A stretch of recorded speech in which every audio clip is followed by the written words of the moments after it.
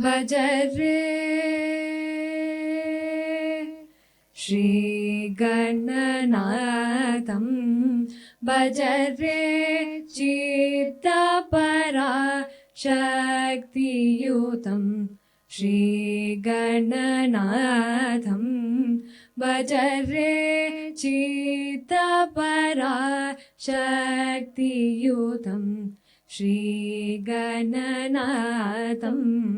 भज रे चित्तपराशक्तियुतं श्रीगणनाथं भज रे चित्तपराशक्तियुतं श्रीगणनाथं भज रे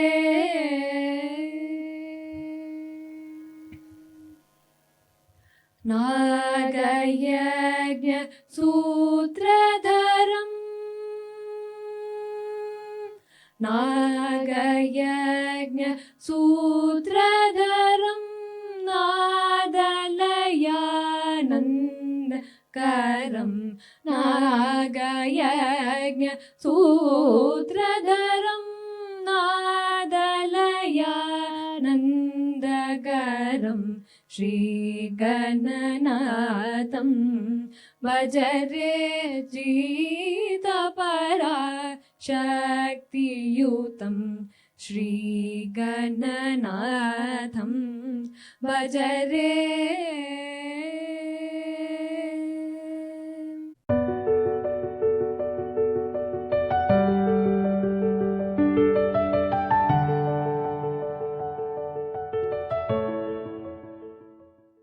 So, ladies and gentlemen, it's my distinct honor to welcome to Luminary Lounge two extraordinary torchbearers of Carnatic music, the illustrious Trichur Brothers, Sri Krishna and Mr. Ramkumar. Renowned for their impeccable vocal artistry and deep-rooted commitment to the classical tradition, the Trichur Brothers have carved a unique niche in the world of Carnatic music, enchanting audiences across the globe. Hailing from a lineage steeped in musical excellence, they have been nurtured in the rich cultural heritage of Kerala and have dedicated their lives to preserving and elevating the timeless compositions of Carnatic composers. Their performances celebrated our soulful renditions, intricate improvisations, and seamless blend of tradition with contemporary sensibilities. The Trichur Brothers are also founders of the distinguished School of Music, from which Shreya and Sneha are. This is a Trichur Brothers Online School of Music, TBOSM. And of course, they impart rigorous training as we experience today and foster a deep appreciation for Carnatic music among their students. Their teaching philosophy emphasizes both technical mastery and emotional expression, ensuring that the next generation carries forward the legacy of authenticity and passion. Their artistry has been recognized with numerous awards and honors from leading cultural institutions, including the Isai Peruli title from the Kartik Fine Arts, the Yuva Kala Bharati from Bharat Kalachar, and the Kalki Krishnamurti Award. These accolades stand as a testament to their dedication, skill, and impact that they have made on the Carnatic music landscape. Internationally, the Trichur Brothers have toured extensively and very recently to the Sydney Music Festival as well. And in fact, I think they just returned about a couple of weeks back. And from the United States and Europe to Southeast Asia and the Middle East, their global presence has helped bring the richness of Carnatic music to diverse audiences, fostering cross-cultural appreciation and dialogue. Today, as we delve into their journey, insights, and the philosophy that shapes their music, we are privileged to witness the stories behind the voices that have touched countless hearts, including ours. Please join me in warmly welcoming the Trichur Brothers to Luminary Lounge, a celebration of lives well lived through the power of music. Thank you very much. Namaskaram to all of you. Lovely to be here. And I think I'll start with this. The name confusion is something which we are quite used to now. A funny incident that happened at San Jose. So we were staying at my wife's cousin's house. Okay, her name was Girija. And as it happens, there were a lot of friends there who've gathered for a dinner. And somebody wanted to introduce Girija, that is my wife's cousin. Okay. So they were not sure who was Sri Krishna, who was Ram Kumar. And there are 50 people there, and this man looks at Girija and tells everybody, so this is Girija, one of the Trichur Brothers' wife's cousin. So this could have been construed anyway. Thankfully, there were a lot of people who cleared the air. Yeah. We'll just start with a quick sound check, which we are known for. Normally, we keep getting these comments from people that we use quite a long time for our sound check. So, check 1, 2, 3. That's a record shortest time. We are fine. Wow. Oh, that's great. Thanks to Suchitra Film Society for the audio. Right, sir. So over to the first question, if I may start. Trichur Brothers. How did this name come about? And can you take us back to the times when, before the pre-Trichur Brothers era and the post-Trichur Brothers era, and how this title has helped you along the way? You mean the notorious era and the slightly more decent era? But with that said, so we were born in Chennai because our mother hails from Chennai. And then we moved to Trichur, of course, because our father hails from there. We belong to a business family called the Sitaram family. And we grew up in a community where the entire set of activities was built around a Sri Rama temple. So everybody in the community knew each other. We could just randomly walk into anybody's house and just start spending time there, right from having food to watching TV. That was the amount of freedom. So that's the kind of situation in which we grew up. So music has always been a part of our lives. Our grandfather was a huge connoisseur of music, and we've had almost all the stalwarts of Carnatic music and Hindustani music visiting Trichur for a lot of events. We were also fortunately located about 30 minutes from the divine Guruvayur and the Vadakunathan temple, the Shiva temple, wherein Adi Shankara's parents sat on prayers for 40 days before Lord Shiva came down and said that I will be born as your son, happens to be less than 3 to 4 kilometers from our house. So must have given you a small idea of the ambience in which we grew up. We grew up with a lot of cousins, and we were involved with the Satya Sai Samiti in a big way. So come Thursday or Sundays, we used to just gather together and all of us used to sing bhajans. Our father, of course, was the first generation musician from the family who took into performing Carnatic music for the very first time. Until then, it was all connoisseurs of music, but our father took the plunge, and the start for him was with none other than the Doyen Chembai Vaidyanatha Bhagavatar. So that was his very first concert. And that happened as a 13-year-old.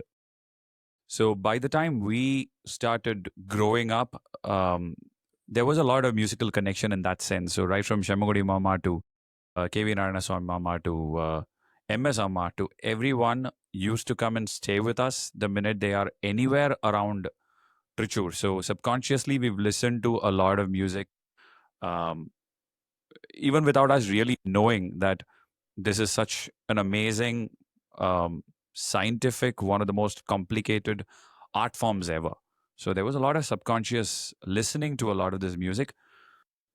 Like every other, typical South Indian household, we also started learning music. But at that point of time, it was, the usual weekly classes. We made sure that we were practicing at least an hour a day, with or without force. I come with that disclaimer. But the practice was happening. But coming to your question of how the name Trichur Brothers came, we had this terrific opportunity where Jayendra Periva of Kanchipuram, Kanchi Kamakoti Matam, when he was on his visit to Trichur, he used to go visit all the temples nearby. And as the sun set, he used to come back to. So my grandfather's house, and right next to us was his brother's house. So he used to come there, and the whole house was emptied so that Periva could stay there with his disciples. He used to come there, and come the evening, he would ask for the two of us, along with dad, to come over and start performing. So this used to be a routine for 10 to 12 days. Every day he comes back in the evening, and by then we have to go there and start singing. Many a times he would be singing along with us. So it was a great opportunity. One such occasion, How old were you then? I think we should have been in our college days at that point of time. So one such time, Periva came in the evening, and he said, that particular time, he didn't say, call the singers and ask them to sing. He said, Trichur Brothers of Rasul. He said, ask the Trichur Brothers to come. And I think that's the time that that name was given, and it's stuck with us ever. Okay, well, what an auspicious way of, being bestowed that honor of being Trichur Brothers. Right. And you mentioned about your father, Sri Trishur R. Mohan, who shaped your early musical experiences and possibly career as well. And he was the one who taught you in the laya, and probably laya is the rhythm, right? And so what is it that you would do as children to sort of inculcate that laya into you? Because, he was practicing mridangam, and you would just, sort of absorb the rhythmic beats, or was it something that you learned on your own? Or, could you please explain that a bit? I think that's a very good question, because one thing that our father always tells us, and to all the students who come to the school also, is that it's one thing to learn Carnatic music, it's another thing to imbibe Carnatic music. And he would always say that imbibing the art form is much more important than learning. What it means is, when your subconscious mind understands things, right? One of the things we tell students in the school is that don't listen consciously. When you listen to a concert, don't try to learn something out of it. Just listen. You can probably be eating, you can probably even watch a cricket match. But it's all right, because what is important is that you imbibe. So that way, as he said, when we had a lot of artists staying with us in Trichur, and with Appa also, his routine used to be like, he used to get up at 2:30, 3 in the morning, and 4 hours straight of practice. So there is a nice balcony in the Trichur house where he would sit and practice. And being Mridangam, it could be heard, let's say 3-4 houses this way, that way, and people would come and stand and listen. Around 5:30, there'll be a decent crowd also. So you have rhythmic dreams. Oh, absolutely. So we got used to sleeping even when Mridangam was played. So, but anyway, to answer the question, I think imbibing the art form is important, and that's how father trained us also. He never sat down and taught us in so many words. It's all about creating the ambience. Coming to your particular moments and experiences in your early years, perhaps at the Hari Shri Vidyanidhi school or at home, that made you realize that music would be your life's path. And I think you have mentioned Mrs. Nalini Chandran, your school principal, several times, and your music teacher, Sri Joseph, for nurturing your musical skills from very young age. So would you be able to tell us a bit about your school life? I will start there, you can complete. Because we had completely different school lives. Really? In the sense that I think this interview might give us some insights about each other also. Anyway, so the school we learned is Harishri Vidyanidhi, as you mentioned. And it was a very different school, in the sense that our principal, even those days, I'm talking about 30 years ago, had this vision that it shouldn't be just about studying. When you come to a school, it shouldn't be just about studying, mugging up things, and then, the children going through a lot of pressure. That shouldn't be the case. So she would always put a lot of prominence on extracurricular activities. In fact, if we didn't do well in an exam, she was hardly bothered. But if we didn't turn up for the choir practice, there'll be a phone call asking, where are the boys? Jose sir, why we have mentioned him very prominently in all our press statements is also because he was the one who introduced us to Western music, and in his own way got us trained in harmony singing. So later today we realize, so this is something which naturally happens for us while we sing, but it's only after 10-15 years that we realized, when people pointed out, hey, you guys are actually harmonizing during a Carnatic concert. So what I mean by harmony is, for those of you who don't understand the term, I know most of you do, is when, let's say, he sings sa, I sing a ma parallelly. So these are friendly swaras. We call vivadi swara, etc., in Carnatic music. So if two swaras are not friends, then they're going to be jarring to you. But when two swaras are friends, let's put it that way, it's very pleasant. So this in a Carnatic music concert is unheard of. And for us, it just happened naturally. It's only later when critics pointed it out that we realized that we have to thank Joe sir for that. See, that's wonderful, and I think that's poured into your fusion music also, right, to a certain extent. I think it was a combination of the fact that even at home, in spite of the fact that dad was a Carnatic musician, there was no compulsion on us to listen to a particular genre of music. In fact, we used to listen to a lot of Michael Jackson. We used to listen to a lot of Bollywood songs. And 90s was when ARR stormed into the entire scene. And so our generation is majorly... With Roja. Absolutely. So our generation is big time influenced by that. To add to his points as far as the school was concerned, Joe sir is somebody who is not just a guitarist. He can sing really well. He plays the sitar. And even in singing, he can sing multiple genres. He can sing Carnatic, he can sing Western, he can sing bhajans, he can do ghazals. So that was the influence that we had as kids. With respect to Nalini, Chandra and Miss, the whole point was she was a visionary in the sense that even at that point of time, and this was in the 80s, 90s, where globalization was just going to start coming into the picture at that point of time. 90s is when it happened. Even at that point of time, her vision was to create a well-rounded personality rather than somebody who could just score his 90s or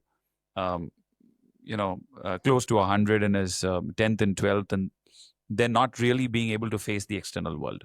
So that shows in our music because there's a lot of openness in the kind of ideas that we try to bring into our music. Harmony is one of them.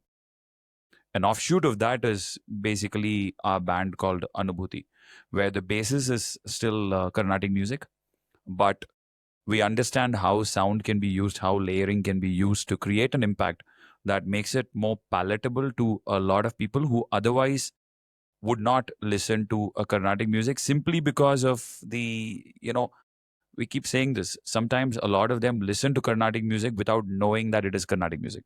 But the minute you put them in a hall and tell them, hey, this is Carnatic music, they're like, oh, it's too complex. So this kind of helped us to bring it across to people who later, after they came to one of our Anubhuti concerts, they would become regular listeners to our Carnatic music. Because it's just slightly different packaging with the bass being exactly the same. See, one more thing about Nalini ma'am is that I would like to call her a war heroine, okay? In the sense that her husband gave up his life fighting for India in the borders. So that, any nationalistic fervor that we have, any patriotic fervor that we have, is totally... You have plenty of. Thank you. We'll come to that. Whatever little we have, it's all thanks to Nalini ma'am. Patriotism, discipline, all-round development, and keeping music as a sort of a fundamental for growth beyond. I think these are all very important elements that school principals and schools must take from this podcast. I'll just wrap that up with one more point in terms of the decision to move into music was part of your question. Yes. To be honest, there was never a decision like that because thankfully and fortunately, we grew up in Kerala where we weren't really aware of anything to do with sabas or slots or you have to perform here, you have to perform there. It was music and learning music sheerly for the pleasure that it gave us. There was absolutely no pressure. So I think the movement into music as a career choice was a completely organic choice where it became impossible for us to continue with work and music was slowly starting to take over. And so it was a very organic choice. There was, as kids, if you ask us whether we thought we would become Carnatic musicians as whether we choose Carnatic music as our career, I'm not too sure. We just loved the music. We just wanted to keep singing all the time. I think that made all the difference. Coming to mentors and training and practice, You've had the privilege of learning from legendary gurus like Madurai Srimati Balamani Ishwar, Sri Tamarakkadu, Govindan Nambudiri, Professor Nayatinikara Mohanachandran, and Padma Bhushan Sri P.S. Narayan Swami. Could you share a lesson or story from each of these mentors that has stayed with you? And possibly any particular tunes that you associate with each one of them? So we'd like this to be a little musical as well. I would say with Balamani, we call her Balamus, of course, as kids. The tune that Sorry, this was at what age? this was our initial lessons. So we learned Sharali At the age Varshai, of 5, 6, 7, something like that? something around that age. So obviously the tune that we are going to associate with her is all the basics. And as kids, basics were boring, but as performers, we understand that's the foundation for everything. So today, possibly if we were allowed to go back in time, the one thing we would have done is probably we would have spent more time in practicing basics.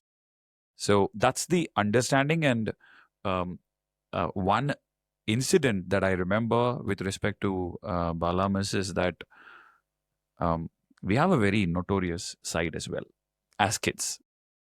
And obviously, you can't I don't blame know us. why he always includes me also in that statement. I'm just being nice to him because he was the more notorious one. But anyway, with that said, and you can't blame us entirely because we grew up in a household which had so many cousins. So every Saturday, Sunday, you had about 15 of them playing cricket outside, or playing hide and seek, or playing robber and police.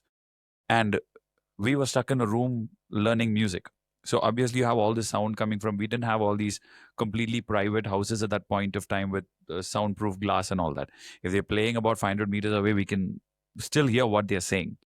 So I still remember our mom used to warn us saying that you can play, do whatever you want, but 4 o'clock to 5 o'clock in the evening is your class. You have to be here at 3:55. At 5:10, you can leave again. And there are days when we get carried away with our games and we sometimes come a little later. And with respect to this particular thing, mom was the stricter person of the two because dad was always traveling. So I don't think he even knows today that we were chartered accountants, but that's okay. So he was always traveling, and he's like super cool in the sense that he was okay with whatever we chose to do. So mom was like, you have to be here at 4:55, and if we come at 5 or 5:10, sometimes we get a mouthful from her. And the funny thing is, as she used to scold us, Balamas would actually be shedding a tear. And she'd be saying, why are you scolding the kids? They're just 7 years old. Don't scold them. And then she was so patient in taking that time off and making sure. So that's the one incident that I remember with respect to Balamani, Miss. Just to add to that, the most difficult part for a teacher, is to teach the basics. Once somebody has been given that foundation, I'm not saying the rest of the part is easy, but this is the toughest without any doubt because you are dealing with children first of all, and you're dealing with children who don't appreciate sometimes how valid what they're learning at that point of time is and how it's going to help them in their lives. Distractions, everything, and just to make them repeat that sa re ga ma in Shruti. It's a whole deal of patience. It's a lot of patience. So our respect for Balamani teacher is just, it keeps growing every single day. So after that, we have learned from quite a few gurus. You mentioned Mohanachandran sir, Govindan sir, and P.S. Mama. Govindan sir, he came into our lives 10 years after we started learning music, 10, 11 years. We mentioned this in previous interviews too, but it's completely worth mentioning them again because he gave a totally new perspective to music for us in the sense that, so at the time we were doing our, let's say our 10th grade or 11th grade. So for information, he's 2 years younger. So if I'm in 10th, he's in 8th. So that was the time. Sir would just, we asked him, sir, tomorrow is the first class. When should we be ready? So dad has this school in Trichur called Nadaleprava Academy of Music. And Govindan sir is one of the tutors. So we asked him, when should we be ready? He said 4 o'clock. So we told him, sir, 3 o'clock we'll have our tiffin and then we'll be ready by 4. He said, no, 4 a.m. Okay. So we're like, really 4 a.m.? That's something which we've not seen in life so far. But okay, fine. 4 a.m. means 4 a.m. And believe me, that one class changed our lives In the sense, just imagine this, okay? I want all of you to imagine this. In Trichur, in Kerala, all of you have been to Kerala, right? During the monsoons, 4 o'clock in the morning, it's raining. Like it's like amazing time. He doesn't like rains, unfortunately, but it's raining, and Sir is with his tampura. He makes us sing only Sarigama Padinisa for 1 hour. And quickly I'll get into the details without taking much time. So normally we sing Sarigama Padanisa Sanida Pamagarisa, right? So the way he taught us was, okay, let's start Sarigama Padanisa, and we started singing like this. He said, no, no, no.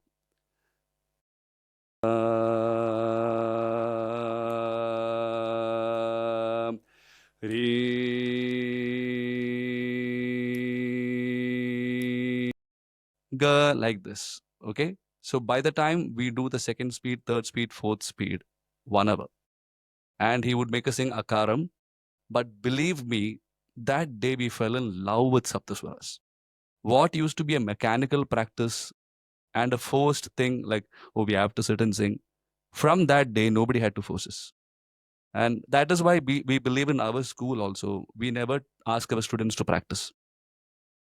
We tell them the day you love music and you practice on your own, our job as gurus is to only show you that music is a happy space.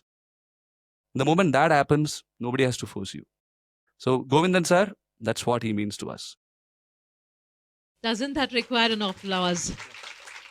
Just sustaining that note. I mean, those of you musical students here, sustaining a note, in any sort of frame of mind can be quite challenging, isn't it? Just sustaining it for the entire talam. And at this juncture, I'd like to welcome our teacher, Mrs. Vijaya Venkatesh, madam. Thank you very much for being here.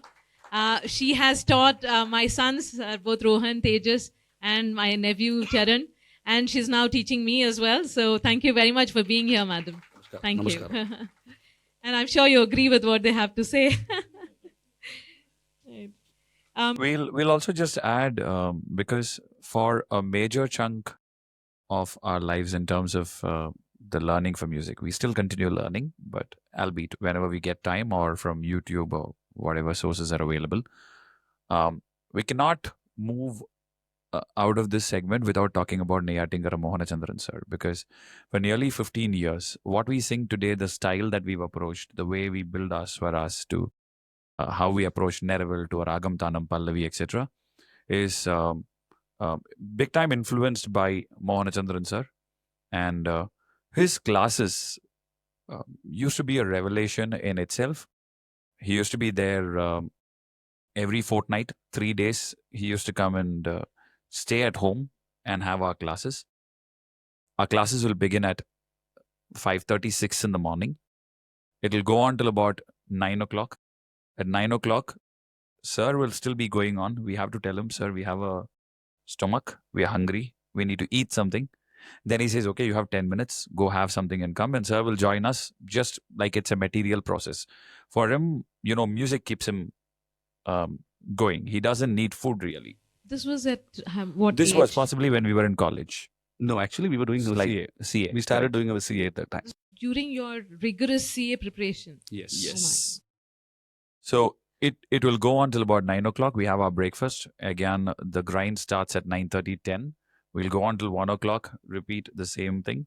Sir, we are hungry. Can we eat something? We have our lunch. We get back to our sessions. And then it'll go on till about 6:37. He would ask for tea or coffee or something to actually be served in the class so that we don't waste time on it. It'll go on till about 8 o'clock. Repeat for dinner. We have to ask him. And we have dinner. And it'll go on till about 10 o'clock. At 10 o'clock, we are famished for the day.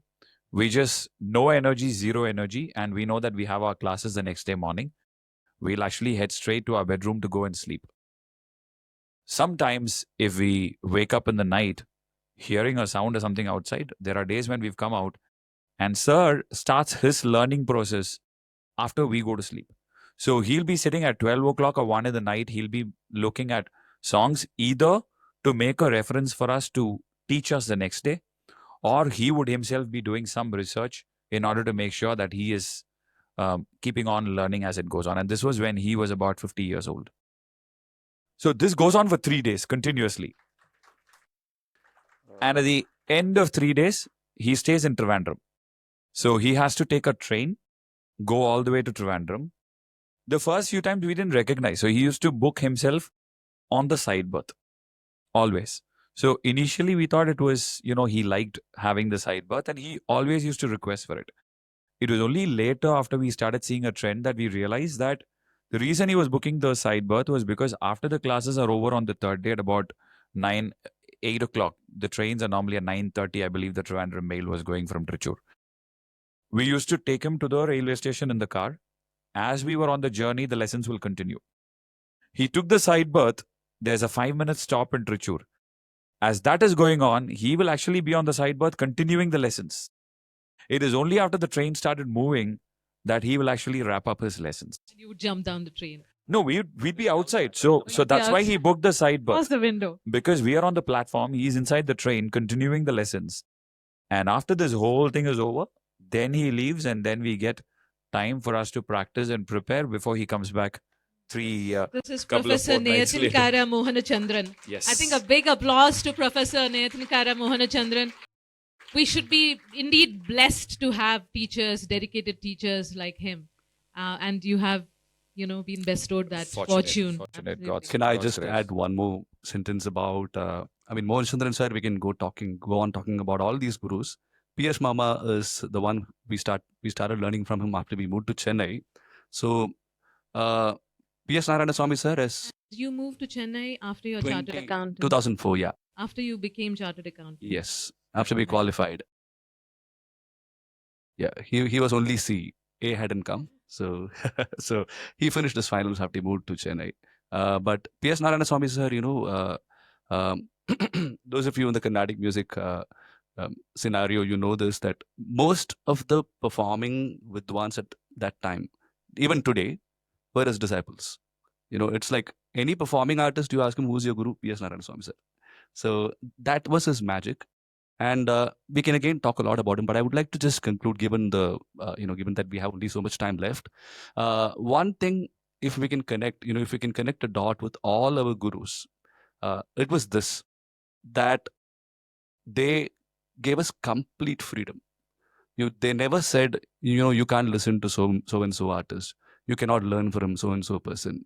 And they never said you can only sing like this. Initially, when we started sharing the Ragam, the Alapana, there were a lot of critics who came and told us, in Carnatic music, vocalists cannot share a raga, only one brother can sing. So we said, then what's the purpose of being brothers? Okay, so, but for us, it was a natural thing. It was not that we intended to do it that way. But while all this was going on, come Mohan Chandran sir, he would say, guys, don't worry, just do it this way. So just do it the way your heart wants you to. So all our gurus had this great thing about them, and I think it's really helped us. So you would go to the lessons together, you would practice together, sit all through the lessons, come out at the same time. There was never a time when you went alone or he went alone. It was always together. Unless, of course, you were. He has this habit of singing while he takes bath, so obviously that's a time he's alone. So otherwise, I think now we have to kind of, there's a little bit of division of labor that we have to take care of right now, given that there's so much on our plates. Yeah. So now the learning process is a little different, where if there's a new kriti. Yeah, I think this is where my next question would come in. Can we have a sample of how your daily practice looks like? Maybe something new that you've caught on and you would like to sort of practice together. Could you just show us a sample right away? Like how does your routine practice look like? Okay, so and are there any unique methods that you use to sort of catch up with each other? Right. Yeah, we play soccer. He's talking about the EA Sports soccer on the TV. So, but I think over the years it's become very informal the way we practice. In the sense that, both of us now, as he said, we do have our voice culture exercises, which has to be done independently, because only then you hear your own voice. And when, especially for duo singers, when we sing together, there's a good possibility that you don't hear your voice the way you have to.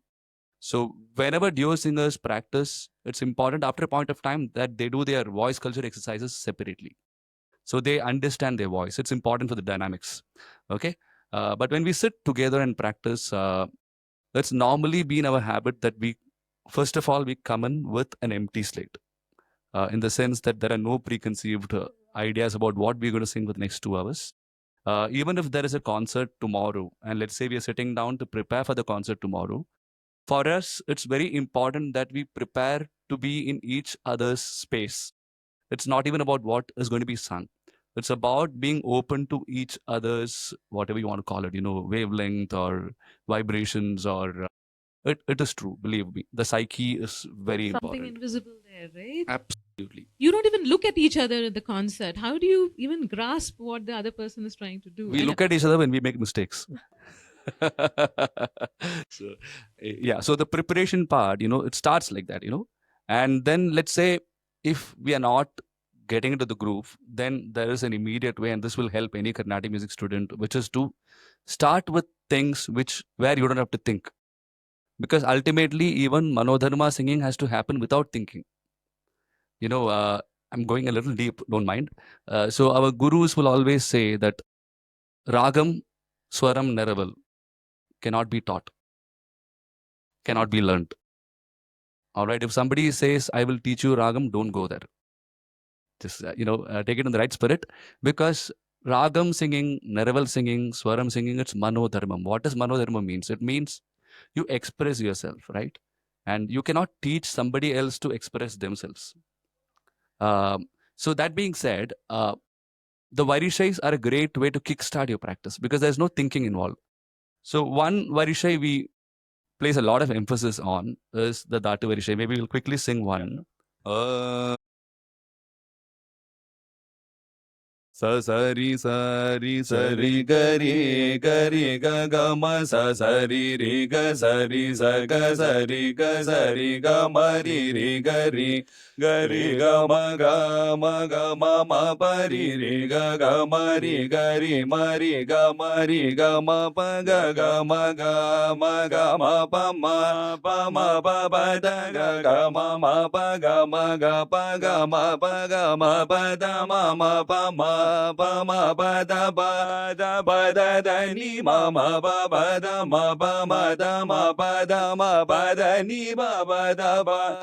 pa da ni da ni da ni sa da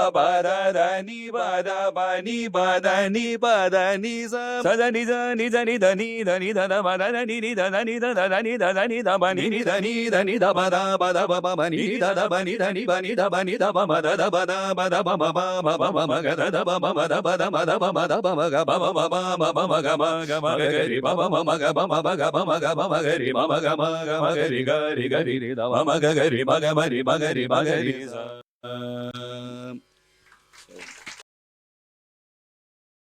Did you see that chemistry there? Were there some invisible wires running across each other? This is the magic of Trichur Brothers. Thank you so much for that lovely. And this is something basic that you practice every single day and then build up on that. So when you say you're planning for a concert, how do you do that between yourselves? So there is, of course, a few scientific concepts like having a pratimadhyamam, shuddha madhyamam in terms of compositions. In terms of compositions, having we normally start with the varna, and there is a certain reason why over the years there's a particular format that's been set for concerts. The reason they start with the varnam is more often than not, as compared to kritis, varnams, the patantaram or the way in which different people have learnt it are not as different as what you have for kritis. So when you have accompanying artists on the stage, one of the reasons why a lot of us start with varnams is because more often than not, you're always going to be in sync in terms of how you've learnt the particular varnam. So it helps everybody to get warmed up, making sure that the sound is okay, making sure that you're gelling right, aligning each other to the other person's decibel level, and a lot of these things. This is also your sound check? It's Wrong. no, the sound check we do to get the basic right. Yeah, he's talking about the practice without the mic. So for the concert, no, I'm actually talking about the concert where when she was asking about how we come up with the concert list is what she asked. Right, but the decibel level checking part. Yeah, also with the mridangist and the other people. Okay. In terms Right. of so why the concerts generally start with the varnam is because there is lesser anxiety or nervousness when you sing the varnam, because you know that everybody is going to go about it exactly the same way, more or less 99% of the times it's going to be exactly the same. So when we put in the concert list, in fact, due credits to Sri Krishna on that, because he's the person who's been maintaining for the last 15 years. We know what's been sung in every concert, because the minute the concert is done, he comes back home and he has this huge Excel sheet, and there are gigabytes of data in there, which is all hyperlinked and all of that. So that's where working in MNCs after CA actually came in helpful for us. So it's all hyperlinked. The minute he keys in a particular date or a particular song, he'll know when this song was sung last. So let's say on 22nd of May, we had a concert in Bangalore. That is already part of that Excel right now. So the next time we come to Bangalore, we'll make sure that there's no repeat of that, unless if it is, in a place that is very different, or the organizers have specific requests in terms of we'd like to hear this or that. There is a space that we have where we have a slow tempo kriti. There's another space where a lot of people like to listen to, even in terms of Neraval, there are parts where we actually sing Neravals. Even Neravals, the Manodharmam part of it happens with a lot of harmony. And only for certain songs or certain, for a particular tempo, you can actually have that kind of harmony when you're singing Manodharmam. So you'd have that as a composition coming in. You'd have one with a faster swaram. You'll have a main kriti for the evening. You'll have a sub main. You'll need to have a post main. So there are slots for everything. And the Excel sheet is done in such a way that for every slot, there is a selection of about 50 to 100 kritis that are available. So the minute you know that this is a slot, you know that, okay, this is the worksheet into which I need to go to figure out, which composition we're going to do. Neatly aligned by talam, by ragam, by composer, by language, and all of this. That's how the right mix comes into the You picture. are now very curious to actually peep into their, secret treasure there.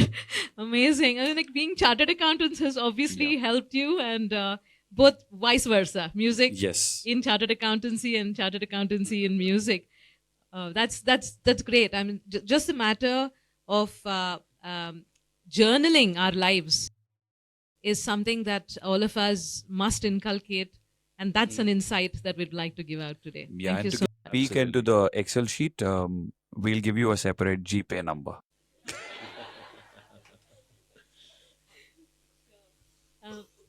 And so, yeah, I mean, that answers the question about how you plan your concert. So can I just add one more point to that, which is like, this the great advice Bhagavan Krishna has given us through the Bhagavad Gita, that karmanye vadikaraste, rest of it, is absolutely applicable in every walk of life. I'm sure all of you agree.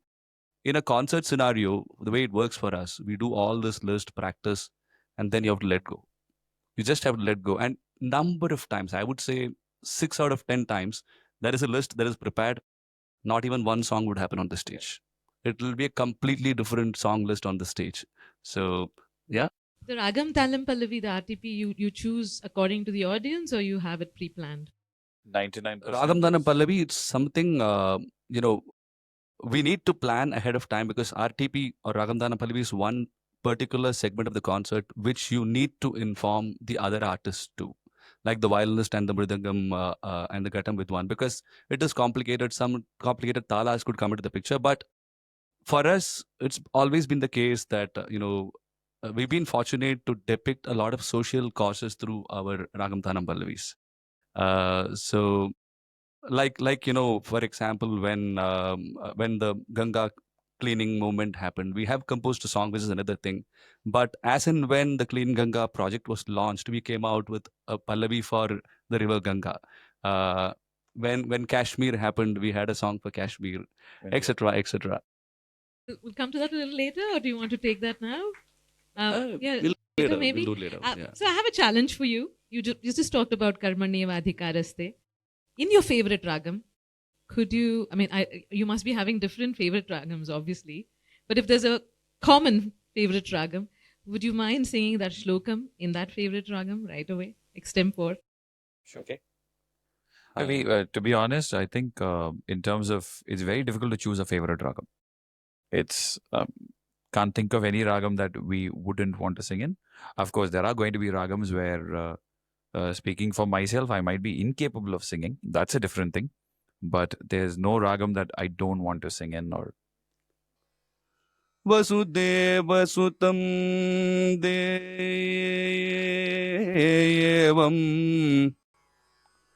Vasudeva Sutam Devam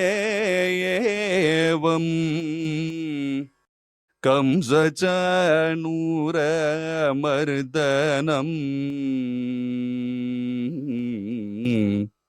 Devaki Paramanandam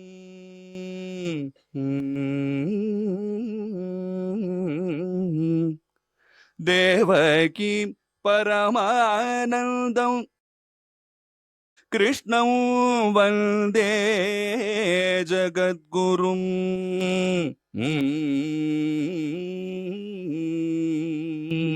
This is Sahana. Whichever shlokam you want. Incidentally, happens to be my husband Murli's favorite ragam. So thank you for Wow, that. so nice. People who like Sahana are good people.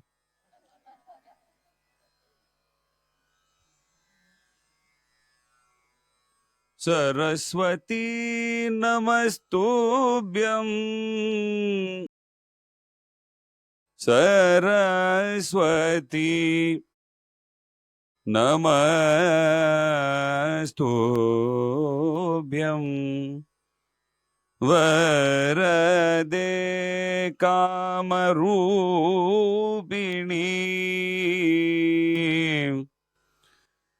Vidyarambam Vidyarambam Karishyami Siddhir Bhavatu Siddhir Bhavatu Me Sada Ah Ah Ah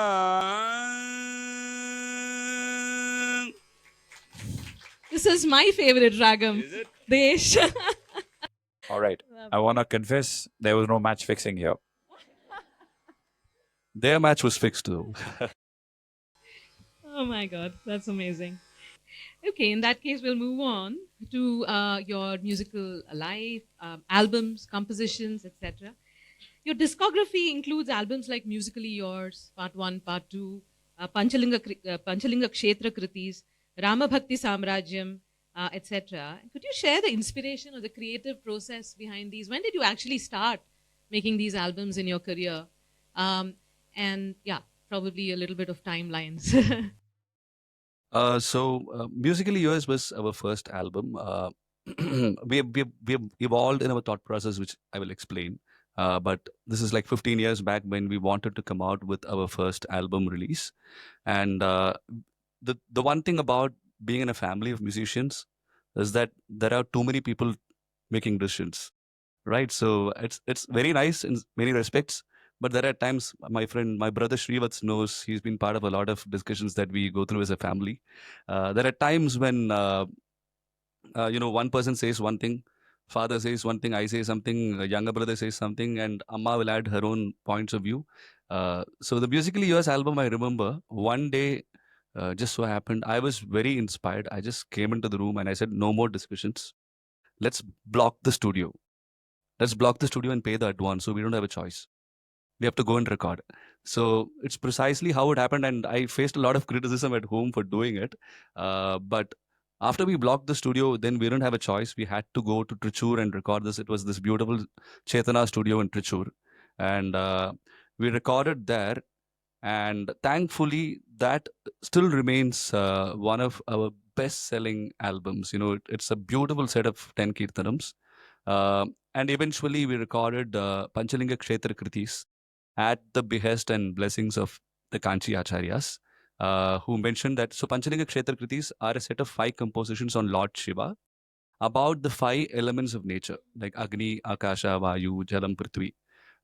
So the Kanchi Acharyas told us that, during the Pradosham time, like the Mahapradosham, which happens every once in 15 days, right? It is extremely auspicious to render these Panchalinga Kshetra Kritis.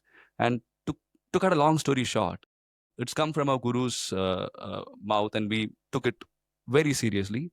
And as always, went up to Mohan Chandran sir and told him, sir, please teach us. And he started teaching us. After the first day's class, we realized that we started the class during Pradosham. It was not pre-planned. Okay? The class got done and the kritis got completed after, say, 4 weeks, 5 weeks. The day the final composition finished, again during Pradosham. Okay? So 5 compositions on Lord Shiva got completed between 2 Pradoshams. And then we go ahead and do a mix master recording and all that, again on a Pradosham. Again, we didn't calculate all this. And finally, we had to do the mastering before we release the track.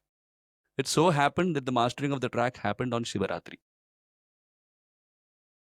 Blessed, So- truly so- blessed. No wonder it's their best-selling album. Add anything to that? Yeah, so going back to his decision on doing Musically Yours, the split second decision, if we had recorded in LA, we could have possibly gone bankrupt because we had to do a few takes on that day. Because it was suddenly decided, we were already in Chennai, so we had to get our musicians, go to Chetana's studio. And again, the recording was an experience of its own because this particular studio in Kerala is not like the smaller studios that we have today. You had 5 booths where in one booth, me and Sri Krishna are sitting. On another booth was Dad on Mridangam. Another booth was the Ghatam. And another booth was violin. So all of us were aligned without really looking at each other. So there were in between this sometimes with for people who've had their fair experience of recording, you have to deal with a little bit of latency and all that.